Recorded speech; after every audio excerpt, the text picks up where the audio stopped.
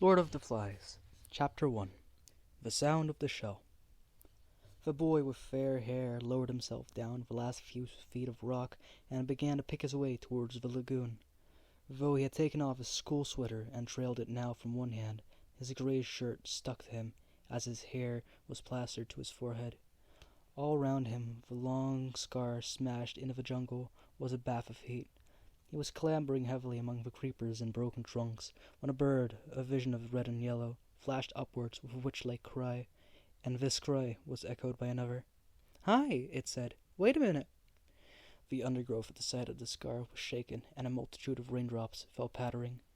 "Wait a minute," the voice said. "I got caught up." The fair boy stopped and jerked his stockings with an automatic gesture that made the jungle seem for a moment like the home counties.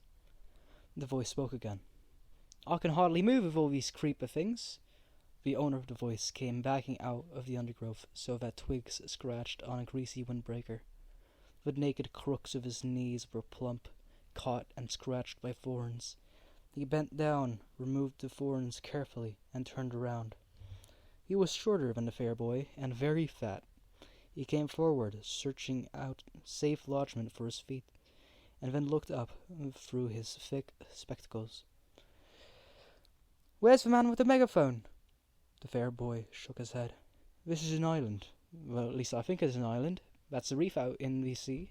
Perhaps there aren't any grown-ups anywhere." The fat boy looked startled. "There was that pilot, but he wasn't in the passenger cabin. He was up in front." The fair boy was peering at the reef through screwed-up eyes. "Oh, them other kids," the fat boy went on. "Some of them must have got out. They must have, mustn't they?" The fair boy began to pick his way as casually as possible towards the water. He tried to be offhand and not too obviously uninterested, but the fat boy hurried after him. "Aren't there any grown-ups at all?" "I don't think so." The fair boy said this solemnly. But then the delight of a realized ambition overcame him. In the middle of the scar he stood on his head and grinned at the reversed fat boy. "No grown-ups!" The fat boy thought for a moment. "That pilot." The fair boy allowed his feet to come down and sat on the steamy earth. "He must have flown off after he dropped us. He couldn't land here, not in a place with wheels." "Oh, we was attacked." "He'll be back all right." The fat boy shook his head. "When we was coming down, I looked through one of them windows. I saw the other part of the plane. There were flames coming out of it." He looked up and down the scar. "And this is what the cabin done." The fair boy reached out and touched the jagged end of a trunk. For a moment he looked interested. "What happened to it?" he asked. "Where's it got to now?" "That storm dragged it out to sea. It wasn't half dangerous with all them tree trunks falling. There must have been some kids still in it." He hesitated for a moment, then spoke again. "What's your name?" "Ralph." The fat boy waited to be asked his name in return, but this offer of acquaintance was not made. The fair boy, called Ralph, smiled vaguely, stood up, and began to make his way once more towards the lagoon.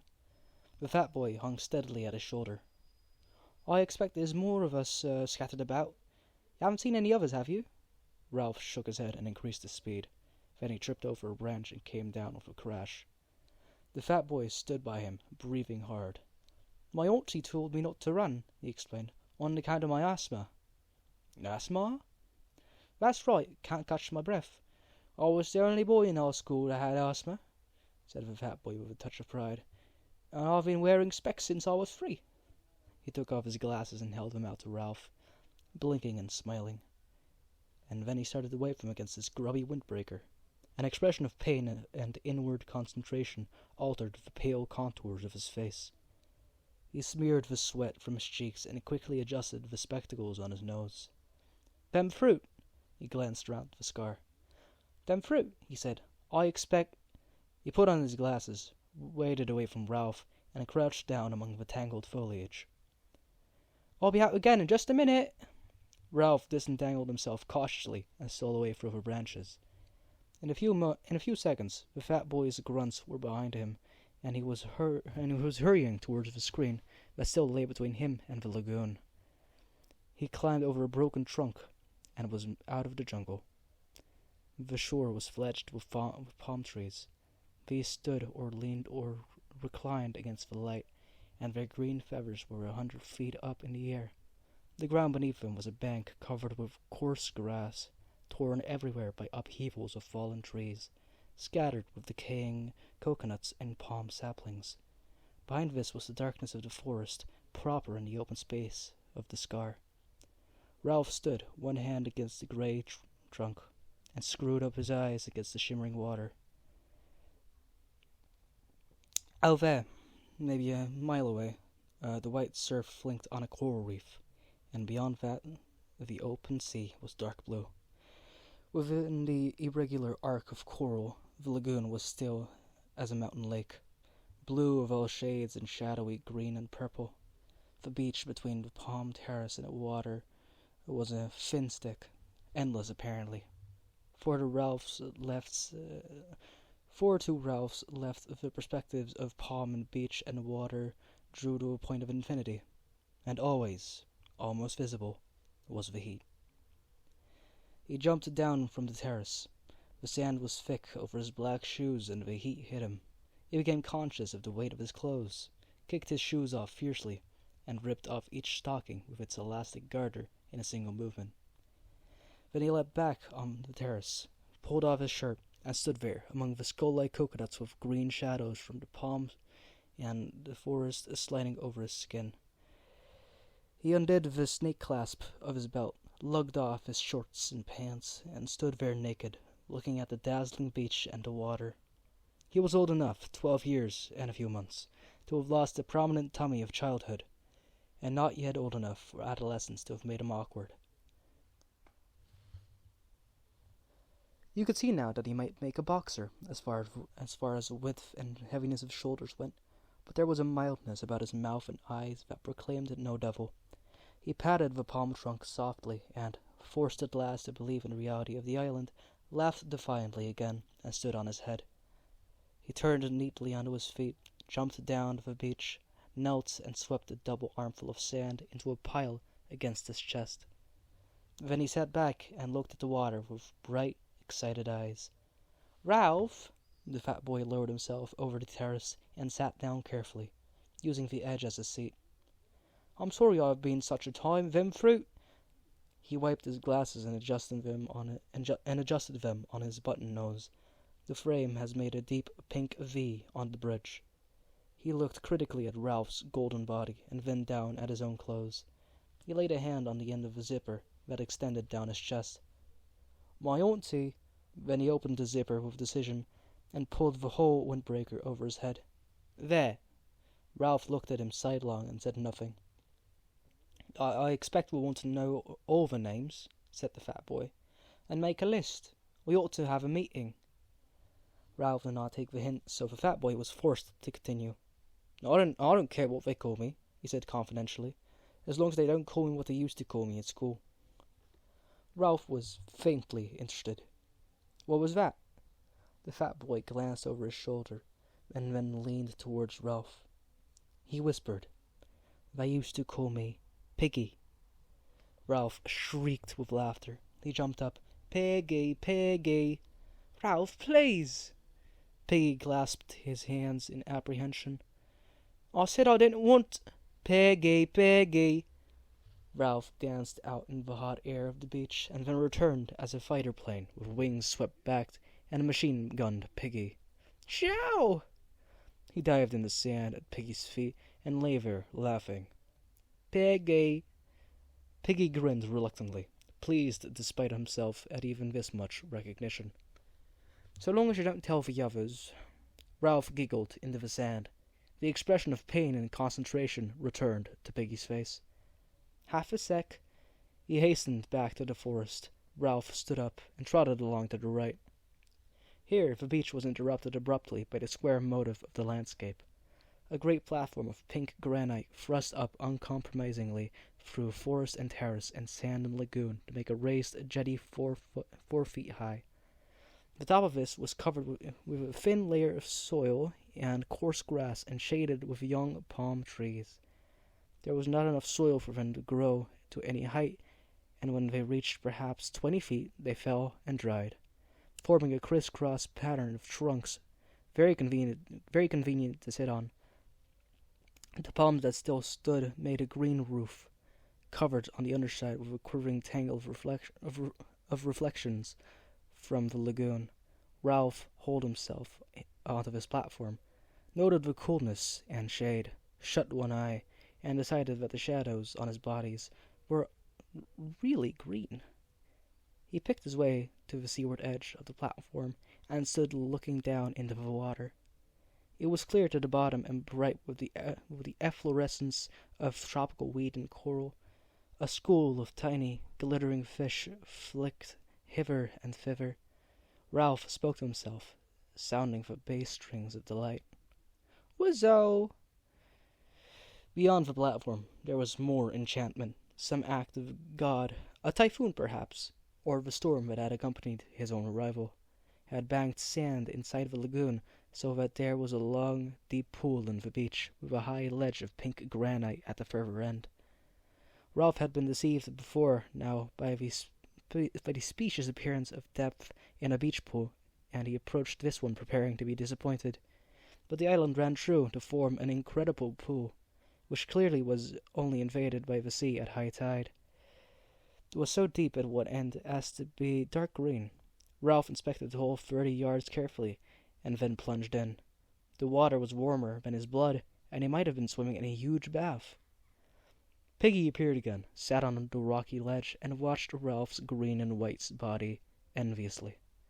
"Oh, you can't half swim, Piggy." Piggy took off his shoes and socks, ranged them carefully on the ledge, and tested the water with one toe. "It's hot." "What did you expect?" "I didn't expect nothing. My auntie. Sucks to your auntie." Ralph did a surface dive and swam under water with his eyes open. The sandy edge of the pool loomed up like a hillside.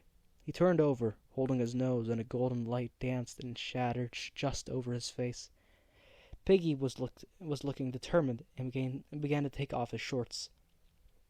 Presently he was palely and fatly naked. He tiptoed down to the sandy side of the pool, and sat there up to his neck in the water, smiling proudly at Ralph. "Aren't you going to swim?" Piggy shook his head. "I can't swim. I wasn't allowed. My asthma. Sucks to your asthma." Piggy bore this with a sort of humble patience. "You can't half swim well." Ralph paddled backwards down the slope, immersed his mouth, and blew a jet of water into the air. Then he lifted his chin and spoke. "I could swim when I was 5. Daddy taught me. He's a commander in the Navy. When he gets leave, he'll come and rescue us. What's your father?" Piggy flushed suddenly. "Oh, my dad's dead," he said quickly. "And my mum." He took off his glasses and looked vainly for something with which to clean them. "I used to live with my auntie. She kept a candy store. I used to get ever so many candies, as many as I liked. When will your dad rescue us?" "Soon as he can." Piggy rose dripping from the water and stood naked, cleaning his glasses with his sock. The only sound that reached him now through the heat of the morning was the long grinding roar of the breakers on the reef. "How did you know we're here?" Ralph lolled in the water. Sleep enveloped him like the swathing mirages that were wrestling with the brilliance of the lagoon. "How does he know we're here?" "Because," thought Ralph, because. The roar from the reef became very distant. "They tell him at the airport." Piggy shook his head, put on his flashing glasses, and looked down at Ralph. "Not them. Did you hear what the pilot said? About the atom bomb. They're all dead." Ralph pulled himself out of the water, stood facing Piggy, and considered this unusual problem. Piggy persisted. This is an island, isn't it?" "I climbed the rock," said Ralph slowly, "and I think this is an island." "They're all dead," said Piggy, "and this is an island. Nobody don't know we're here. Your dad don't know. Nobody don't know." His lips quivered, and the spectacles were dimmed with mist. We may stay here till we die." With that word the heat seemed to increase till it became a threatening weight, and the lagoon attacked them with a blinding effulgence. "Get my clothes," muttered Ralph. "Along there." He trotted through the sand, enduring the sun's enmity, crossed the platform, and found his scattered clothes. To put on a great shirt once more was strangely pleasing. Then he climbed the edge of the platform and sat in the green shade on a convenient trunk. Piggy hauled himself up, carrying most of his clothes under his arms. Then he sat carefully on a fallen trunk near the low cliff that fronted the lagoon, and the tangled reflections quivered over him. Presently he spoke. "We've got to find the others. We've got to do something." Ralph said nothing. Here was a coral island, protected from the sun. Ignoring Piggy's ill-meant talk, he dreamed pleasantly. Piggy insisted. "How many of us are there?" Ralph came forward and stood by Piggy. "I don't know." Here and there little breezes crept over the polished waters beneath the haze of heat. When these breezes reached the platform, the palm fronds would whisper, so that spots of blurred sunlight slid over their bodies or moved like bright winged things in the shade. Piggy looked up at Ralph. All the shadows on Ralph's face were reversed, green above, bright below from the lagoon. A blur of sunlight was crawling across his hair. "We've got to do something." Ralph looked through him. Here at last was the imagined but never fully realized place leaving in real life. Ralph's lips parted into a delighted smile, and Piggy, taking this smile to himself as a mark of recognition, laughed with pleasure. "If it is really an island, what's that?" Ralph had stopped smiling and was pointing into the lagoon. Something creamy lay along the ferny weeds. "A stone?" "No, a shell." Suddenly Piggy was abubble with decorous excitement. "Right, it's a shell. I've seen one like that before, on someone's back wall. A conch, he called it. He used to blow it, and his mum would come over. Oh, it's ever so valuable." Near to Ralph's elbow, a palm sapling leaned out over the lagoon. Indeed, the weight was already pulling a lump from the poor soil, and soon it would fall. He tore out the stem and began to poke about in the water, while the brilliant fish flicked away on the side and that. Piggy leaned dangerously. "Careful, you'll break it. Shut up." Ralph spoke absently. The shell was interesting and pretty, and a worthy plaything, but the vivid phantoms of his daydream still interposed between him and Piggy, who in this context was an irrelevance. The palm sapling, bending, pushed the shell across the weeds. Ralph used one hand as a fulcrum and pressed down with the others till the shell rose, dripping, and Piggy could make a grab. Now the shell was no longer a thing seen but not to be touched. Ralph, too, became excited. Piggy babbled. "A conch, ever so expensive. I bet if you wanted to buy one, you'd have to pay pounds and pounds and pounds. He had it on his garden wall, and my auntie." Ralph took the shell from Piggy, and a little water ran down his arm. In color, the shell was a deep cream, touched here and there with fading pink. Between the point worn away in the little hole and the pink lips of the mouth lay 18 inches of shell with a slight spiral twist and covered with a delicate embossed pattern. Ralph shook sand out of a deep tube. "Mowed like a cow," he said. "He had some white stones too, and a birdcage with a green parrot. He didn't blow the white stones, of course, and he said—" Piggy paused for breath and stroked the glistening thing that lay in Ralph's hands. "Ralph?" Ralph looked up. "We can use this to call the others. Have a meeting. They'll come when they hear us." He beamed at Ralph. "That was what you meant, didn't you? That's why you got the conch out of the water." Ralph pushed back his fair hair. "How did your friend blow the conch?" "I mean, he kind of spat," said Piggy. "My auntie wouldn't let me blow him on account of my asthma. He said you blew from down there." Piggy laid a hand on his jutting abdomen. "You try, Ralph. You'll call the others." Doubtfully, Ralph laid the small end of the shell against his mouth and blew. There came a rushing sound from his mouth, but nothing more. Ralph wiped the salt water of his lips and tried again, but the shell remained silent. "He kind of spat." Ralph pursed his lips and squirted air into the shell, which emitted a low, farting noise. This amused both boys so much that Ralph went on squirting for some minutes, between bouts of laughter. "He blew from there." Ralph grasped the idea and hit the shell with air from his diaphragm. Immediately the thing sounded, a deep, harsh note boomed under the palms, spread through the intricacies of the forest, and echoed back from the pink granite of the mountain. Clouds of birds rose from the treetops, and something squealed and ran in the undergrowth. Ralph took the shell away from his lips. "Gosh!" His ordinary voice sounded like a whisper after the harsh note of the conch. He laid the conch against his lips, took a deep breath, and blew once more. The note boomed again.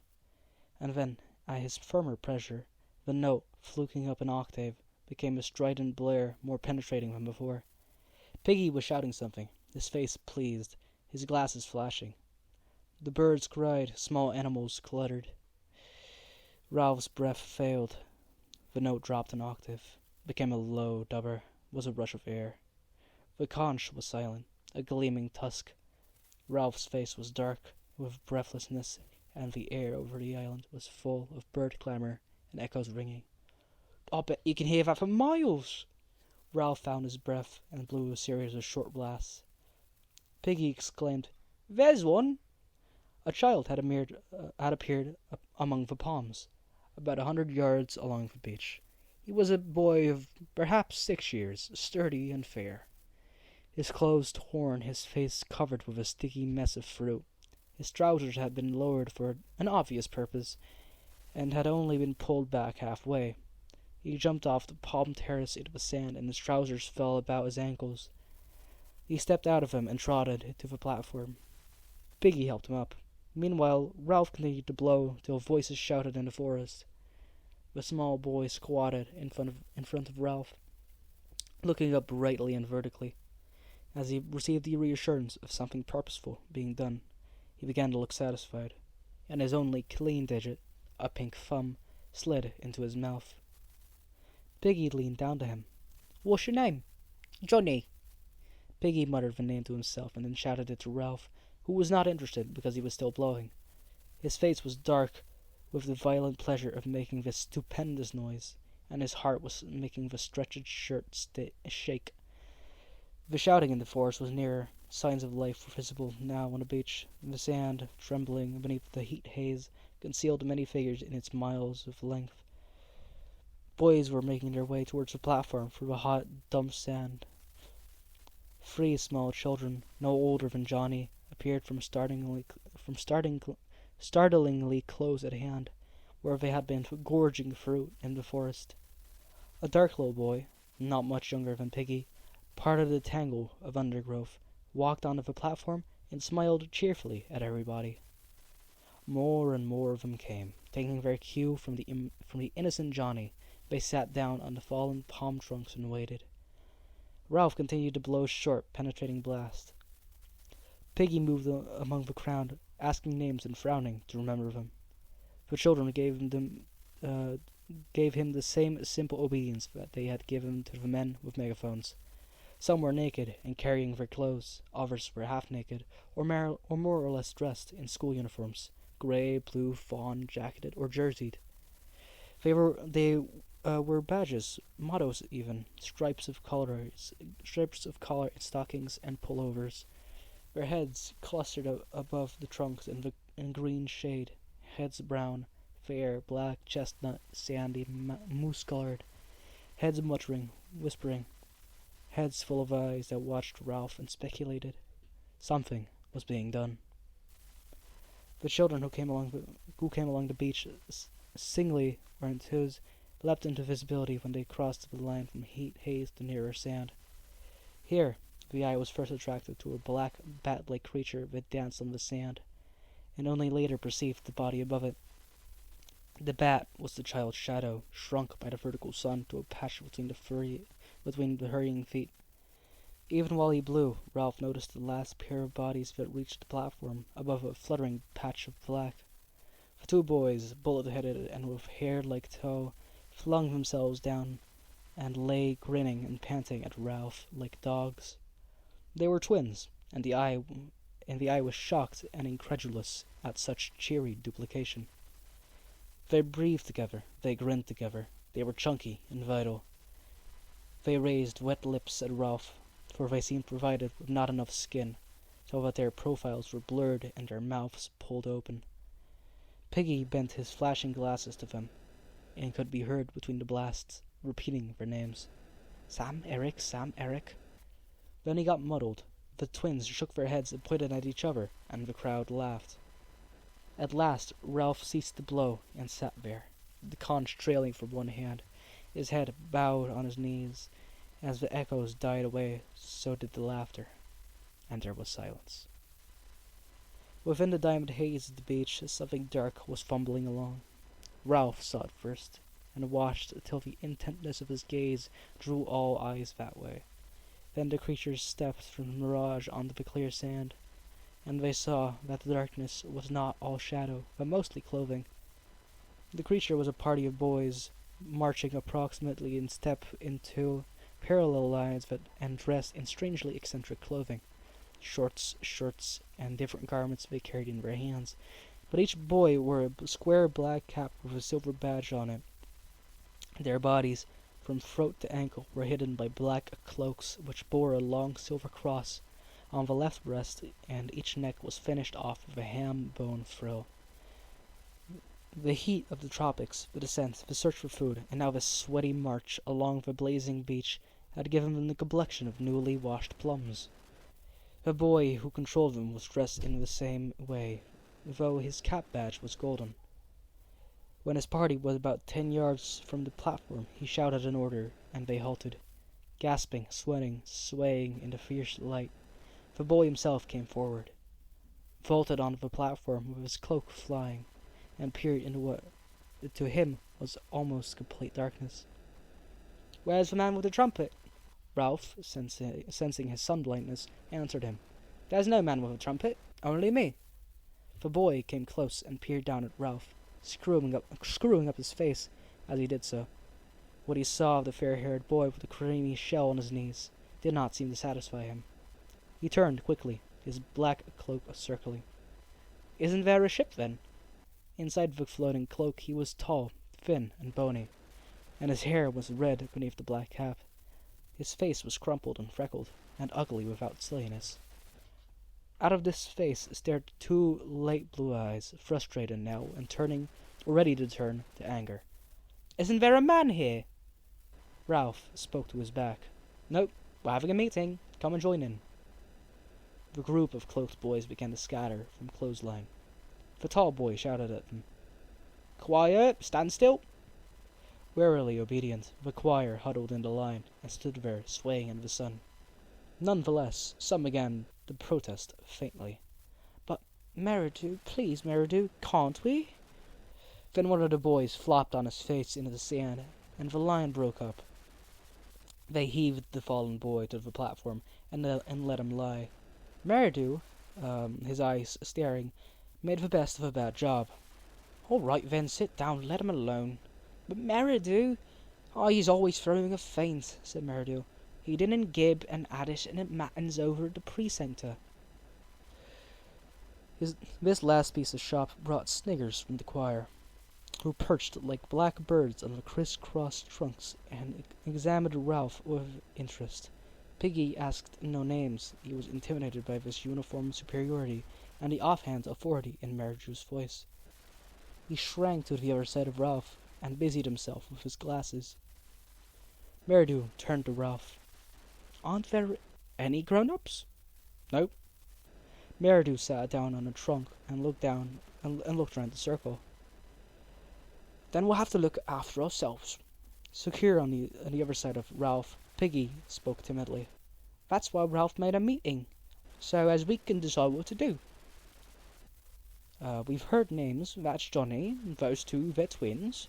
Sam and Eric. Which is Eric? You? No, you're Sam. I'm Sam, and I'm Eric." "Oh, we better all have names," said Ralph. "So, I'm Ralph." "We got most names," said Piggy. "Got 'em just now." "Kids' names," said Meridew. "Why should I be Jack? I'm Meridew."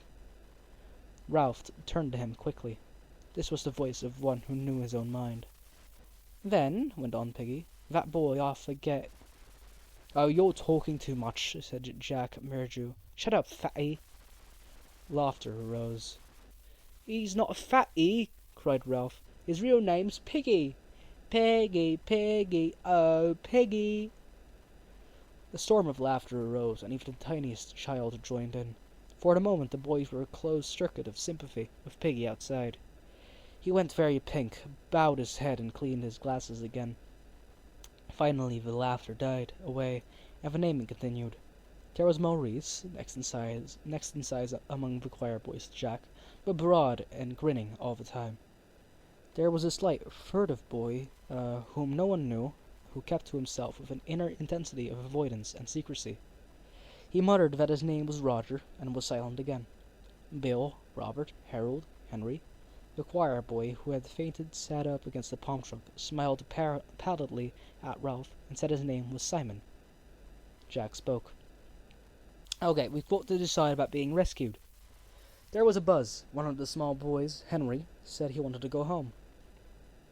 Oh, shut up, said Ralph absently. He lifted the conch. Seems to me we ought to have a chief to decide things. A chief! A chief!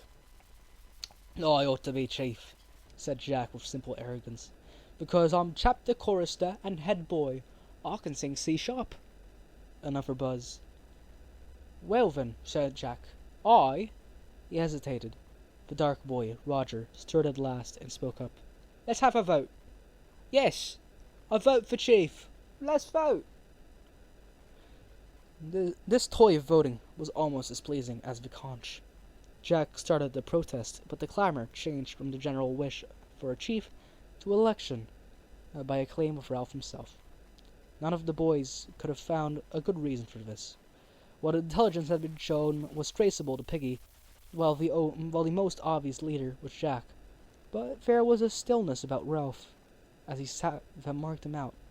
There was his size, and attractive appearance, and most obscurely, yet most powerfully, there was the conch.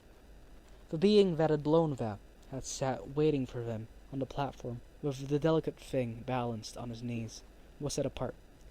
Him with the shell! Ralph! Ralph! Let him be chief with the trumpet thing. Ralph raised a hand for silence. All right, who wants Jack for chief?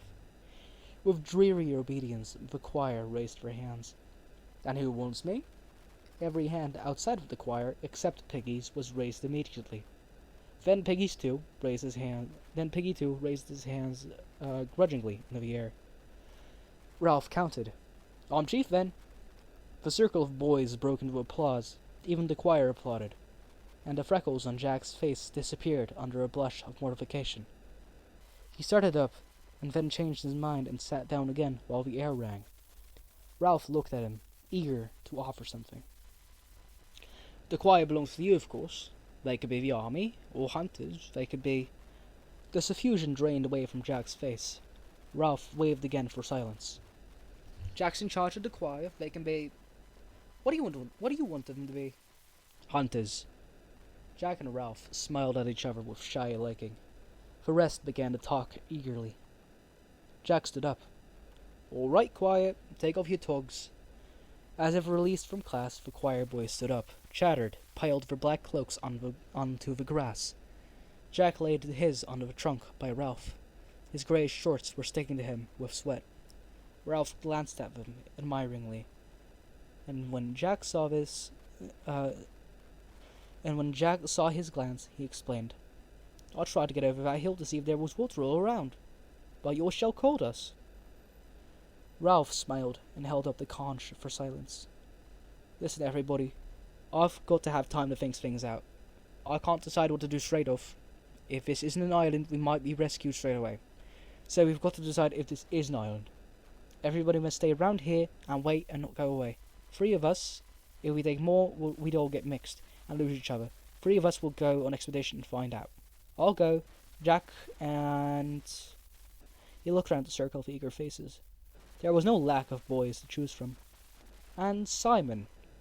The boys around Simon giggled, and he stood up, laughing a little. Now that the pallor of his faint was over, he was a skinny, vivid little boy, with a glance coming up from under a hut of straight hair that hung down black and coarse. He nodded at Ralph. I'll come. And I! Jack snatched from behind him a sizable sheath knife and clouted it into a trunk. The buzz rose and died away. Piggy stirred. "I'll come." Ralph turned to him. "You're no good on a job like this." "All the same, we don't want you," said Jack flatly. "Three's enough." Piggy's glasses flashed. I was with him when he found the conch. I was with him before anyone else was." Jack and the others paid no attention. There was a general dispersal. Ralph, Jack, and Simon jumped off the platform and walked among the sand past the bathing pool. Piggy hung, bumbling behind them. "If Simon walks in the middle of us," said Ralph, "then we could walk over his head." The three of them fell into his step. This meant that every now and then Simon had to do a double shuffle to catch up with the others. Presently, Ralph stopped and looked and turned back to Piggy. "Look!" Jack and Simon pretended to notice nothing. They walked on. "You can't come." Piggy's glasses were misted again, this time with humiliation. "You told him after what I said." His face flushed, his mouth trembled. "After I said I didn't want..." "Why, what on earth are you talking about?" "About being called Piggy. I said I didn't care as long as they didn't call me Piggy. And I said not to tell them because... And you went all straight out, you..." Stillness descended on them. Ralph, looking with more understanding at Piggy, saw that he was hurt and crushed. He hovered between the two courses of apology or further insult. "Better Piggy than Fatty," he said at last, with the directness of genuine leadership. "And anyway, I'm sorry if you feel like that. Now go back, Piggy, and take names. That's your job. So long." He turned and raced after the other two. Piggy stood, and rows of indignation faded slowly from his cheeks. He went back to the platform. The three boys walked briskly on the sand. The tide was low, and there was a strip of weed-strewn beach that was almost as firm as a road. A kind of glamour was spread over them and the scene, and they were conscious of glamour and made happy by it. They turned to each other, laughing excitedly, talking, not listening. The air was bright. Ralph, fated by the task of translating all of this into an explanation, stood on his head and fell over. When they had done laughing, Simon stroked Ralph's arm shyly, and they had to laugh again. "Come on," said Jack presently. "We're explorers." "We'll go to the end of the island," said Ralph, "and look around the corner, if it is an island." Now, towards the end of the afternoon, the mirages were settling a little. They found the end of the island quite distinct, and not magicked out of the shape or sense. There was a jumble of the usual squareness, with one great block sitting out in the lagoon. Seabirds were nesting here. "Like icing," said Ralph, "on a pink cake." "We shan't see around this corner," said Jack. "Because there isn't one. Only a slow curve, and you can see the rocks get worse." Ralph shaded his eyes and followed the jagged outline of the crags up towards the mountain. This part of the beach was nearer the fountain than any other they had seen. "We'll try climbing the mountain from here," he said. "I should think this is the easiest way. There's less of that jungly stuff, and more pink rock. Come on." The three boys began to scramble up. Some unknown force had wrenched and shattered these cubes, so that they lay askew, often piled diminishingly onto each other. The most usual feature of the rock was a pink cliff surrounded by a skewed block, and that again surmounted, and that again, till the pinkness became a stack of balanced rock projecting through the looped fantasy of the forest creepers, where the pink cliffs arose out of the ground. They were often narrow tracks winding upwards. They could edge along them, and even the plant worlds, their faces up to the rock. "What made this track?" Jack paused, wiping the sweat from his face. Ralph stood by him, breathless. "Men?" Jack shook his head. "Animals." Ralph peered into the darkness under the trees. The forest minutely vibrated. "Come on." The difficulty was not the steep ascent around the shoulders of rock, but the occasional plunges through the undergrowth to get to the next path. Here the roots and stems of creepers were in such tangles that the boys had to thread through them like pliant needles. Their only guide, apart from the brown ground and occasional flashes of light through the foliage, was the tendency of slope. Whether this hole, laced as it was with the cables of creeper, stood higher than that. Somehow they moved up. Immured in these tangles, at perhaps their most difficult moment, Ralph turned with shining eyes to the others. Wacko, wizard, smashing. The cause of their pleasure was not obvious. All three were hot, dirty, and exhausted. Ralph was badly scratched. The creepers were as thick as their thighs, and left little but tunnels for further penetration. Ralph shouted experimentally, and they listened to the muted echoes. "This is real exploring," said Jack. "I bet no one has seen this before." "Oh, we ought to draw a map," said Ralph. "Only we haven't any paper." "We can make scratches on bark," said Simon, "and rub black stuff in." Again came the solemn communion of shining eyes in the gloom. Wacko, wizard. There was no place for standing on one's head. This time Ralph expressed the intensity of his emotions by pretending to knock Simon down, and soon they were a happy, heaving pile in the underdusk. When they had fallen apart, Ralph spoke first. "Got to get on." The pink granite on the next cliff was further back from the creepers and trees, so that they could trot up the path. This again led into more open forest, so that they had a glimpse of the spread sea. With openness came the sun. It dried the sweat that had soaked their bodies in the dark, damp heat. At last the way to the top looked like a scramble over pink rock, with no more plunging through darkness. The boys chose their way through defiles and over heaps of sharp stone. "Look! Look!" High over this end of the island, the shattered rocks lifted up their stacks and chimneys. This one, against which Jack leaned, moved with a grating sound when they pushed. "Come on!" But not "come on" to the top. The assault on the summit must wait while the three boys accepted his challenge. The rock was as large as a small motor car. "Heave!" Sway back and forth, catch the rhythm. "Heave!" Increase the swing of the pendulum. Increase, increase. Come up and bear against the point of furthest balance. Increase, increase. Heave! The great rock loitered, poised on one toe, decided not to return, moved through the air, fell, struck, turned over, leapt, droning through the air, and smashed a deep hole into the canopy of the forest. Echoes and birds flew. White and pink dust floated. The forest further down shook, as with the passage of an enraged monster. And then the island was still. "Wacko, like a bomb! Wee-oo!" Not for 5 minutes could they drag themselves away from this triumph, but they left at last. The way to the top was easy after that. As they reached the last stretch, Ralph stopped. "Golly!" They were on the lip of a circular hollow in the side of the mountain. This was filled with blue flower, a rock plant of some sort, and the overflow hung down the vent and spilled lavishly among the canopy of the forest. The air was thick with butterflies, lifting, fluttering, settling. Beyond the hollow was the square top of the mountain, and soon they were standing on it.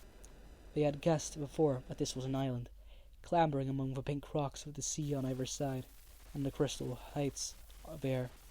They had known by some instinct that the sea lay on every side, but there seemed something more fitting in leaving the last word till they stood on the top, and you could see a circular horizon of water.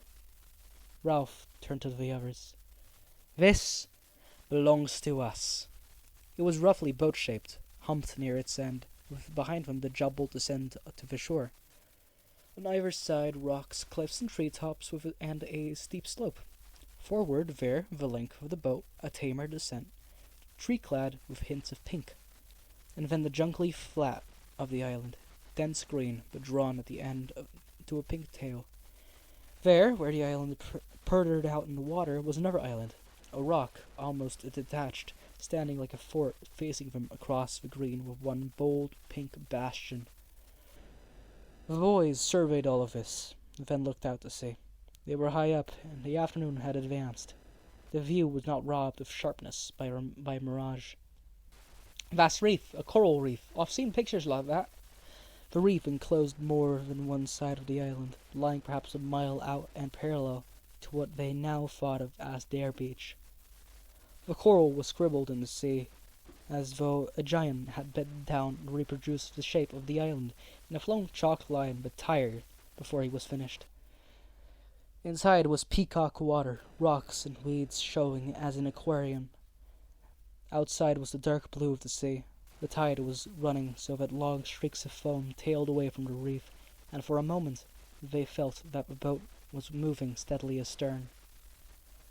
Jack pointed down. "That's where we landed." Beyond falls and cliffs there was a gash visible in the trees. There were the splintered trunks and then the drag, leaving only a fringe of palm between the scar and the sea. There too, jutting into the lagoon, was a platform, with insect-like figures moving near it. Ralph sketched a twinning line from the bald spot on which they stood down a slope, a gully through flowers, round and down to the rock where the scar started. "That's the quickest way back." Eyes shining, mouths open, triumphant, they savoured the right of dominion.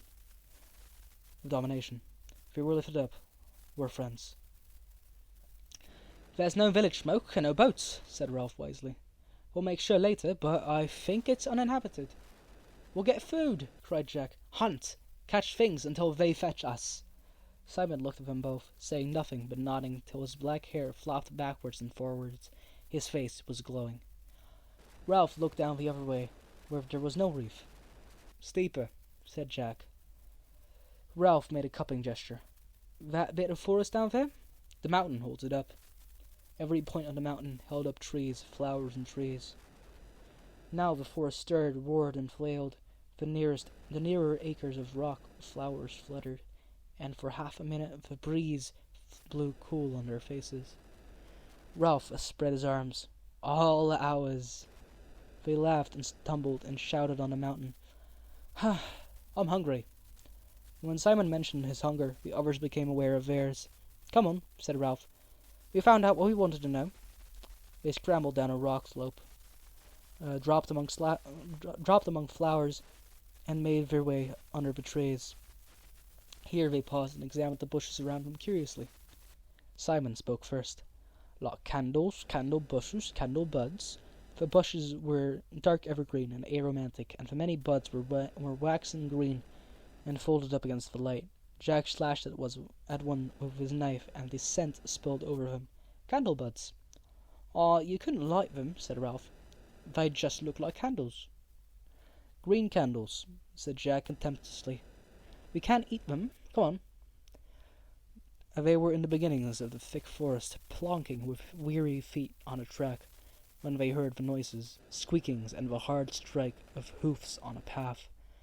As they pushed forward, the squeaking increased until it became a frenzy. They found a piglet caught in the curtain of creepers, throwing itself at the elastic traces in the all madness of extreme terror. Its voice was thin, needle sharp, and insistent. The three boys rushed towards, and Jack drew his knife with a flourish. He raised his arm in the air. There came a pause, a hiatus. The pig continued to scream, and the creepers to jerk, and the blade continued to flash at the end of a bony arm. The pause was only long enough for them to understand what an enormity the downward stroke would be. Then the piglet tore loose from the creepers and scurried away into the undergrowth. They were left looking at each other, and with a place of terror. Jack's face was white under the freckles. He noticed that he still held the knife aloft and brought his arm down, replacing the blade into his sheath. Then they all three laughed ashamedly and began to climb back to the track. "I was choosing a place," said Jack. "I was just waiting for a moment to decide where to stab him." "Oh, you should stick a pig," said Ralph fiercely. "They always talk about sticking a pig." "Yeah, you cut a pig's throat to let the blood out," said Jack. "Otherwise you can't eat the meat." "Why didn't you?" They knew very well why he didn't. Because of the enormity of the knife descending and cutting into the living flesh. Because of the unbearable blood. "I was going to," said Jack. He was ahead of them, and they could not see his face. "I was choosing a place. Next time—" He snatched the knife out of his sheath and slammed it into a tree trunk. "Next time there will be no mercy." He looked around fiercely, daring them to contradict. Then they broke out into sunlight, and for a while they were busy finding and devouring food, as they moved down the scar towards the platform and the meeting.